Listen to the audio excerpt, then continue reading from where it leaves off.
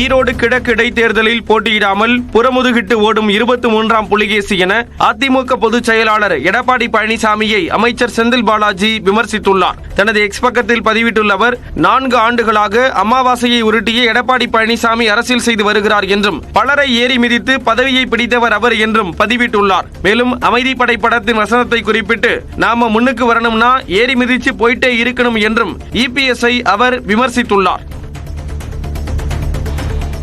நெல்லையில் தொழிலதிபர் வீட்டில் 2.25 கிலோ தங்க நாணயம் கொள்ளையடிக்கப்பட்ட வழக்கில் பணிப்பெண் உட்பட 3 பேர் கைது செய்யப்பட்டனர்.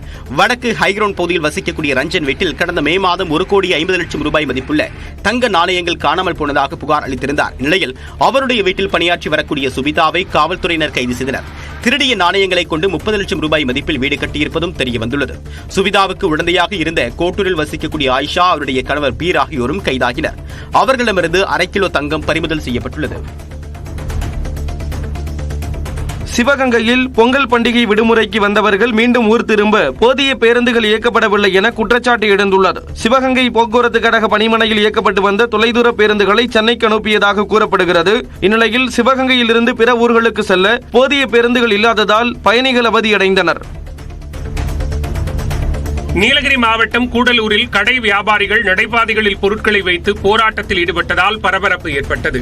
கூடலூரில் கனரக சரக்கு லாரியில் சிக்கி சாமுவேல், அவரது 7 வயது மகன் பரிதாபமாக உயிரிழந்தனர். சாலையோரங்களில் அமைக்கப்பட்ட கடைகளால் தான் இந்த விபத்து ஏற்பட்டதாகவும், இதுபோன்று பல இடைஞ்சல்கள் ஏற்படுவதாகவும் வணிகர் சங்கத்தினர் குற்றம் சாட்டியுள்ளனர். இதனால் சாலையோர ஆக்கிரமிப்பு கடைகளை அகற்றக் கோரி வணிகர் சங்கத்தைச் சேர்ந்த வியாபாரிகள் தங்கள் கடைகளில் இருந்த பொருட்களை நடைபாதையில் வைத்து போராட்டம் நடத்தினர்.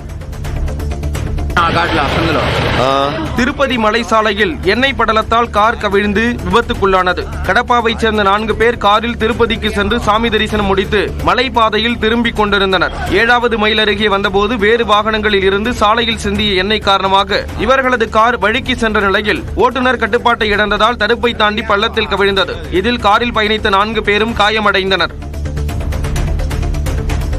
2026ஆம் ஆண்டு சட்டப்பேரவைத் தேர்தலில் அதிமுக ஆட்சி அமையும் என்று முன்னாள் அமைச்சர் SP வேலுமணி தெரிவித்துள்ளார். கோவை ஆலந்துறை அருகே நடைபெற்ற பொதுக்கூட்டத்தில் பேசிய அவர், திமுகவின் கணக்கு, கூட்டணி பலம் ஆகியவற்றை அதிமுக உடைக்கும் என்று கூறினார். என்ன வேலை கணக்கு போட்டுங்க, பெரிய கூட்டணி வச்சிருக்கிறோம், நாங்க அவங்களை அசைக்க முடியாது நினைச்சிட்டே இருங்க. தேர்தல் வரும்போது பாத்துங்க. இன்னும் பாத்தீங்கன்னா அதிமுக பொறுத்தளவுக்கு ஒரு முறை வெற்றி வாய்ப்பு இழந்தால் அதுக்கப்புறம் மிகப்பெரிய வெற்றி. 2026 அம்மாவுடைய ஆட்சி, எம்ஜிஆர் ஆட்சி, எடப்பாடி அமையும் என்ற மாற்று கருத்து இல்லை. ஓசூரில் ஸ்ரீ தன்வந்திரி பகவான் கோயில் கும்பாபிஷேக விழா கோலாகலமாக நடைபெற்றது. சென்ட் பீட்டர்ஸ் மருத்துவக் கல்லூரி மருத்துவமனை வளாகத்தில் அமைந்துள்ள கோயிலில் புதிதாக ராஜகோபுரம், விமான கலசங்கள் பிரதிஷ்டை செய்து கும்பாபிஷேகம் நடைபெற்றது. அதிமுகவின் மாநிலங்களவை உறுப்பினர் டாக்டர் மு. தம்பிதுரை, முன்னாள் அமைச்சர் KC வீரமணி, கிருஷ்ணகிரி பாராளுமன்ற உறுப்பினர் கோபிநாத் மற்றும் பொதுமக்கள் சாமி தரிசனம் செய்தனர்.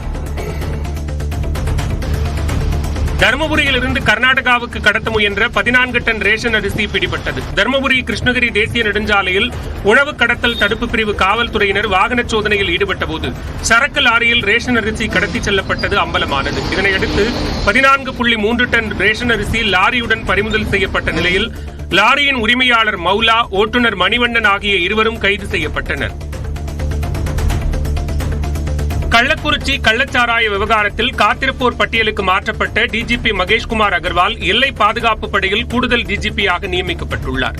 தமிழ்நாடு கேடரின் 1994ஆம் ஆண்டு பிரிவைச் சேர்ந்த மகேஷ்குமார் அகர்வால் போதைப்பொருள் தடுப்பு நுண்ணறிவு ADGP-யாக பணியாற்றி வந்தார். கடந்த ஆண்டு ஜூன் மாதம் கள்ளக்குறிச்சியில் கள்ளச்சாராயத்தால் 65க்கும் மேற்பட்டோர் உயிரிழந்த நிலையில் அதன் எதிரொலியாக மகேஷ்குமார் அகர்வால் காத்திருப்பு பட்டியலுக்கு மாற்றப்பட்டார்.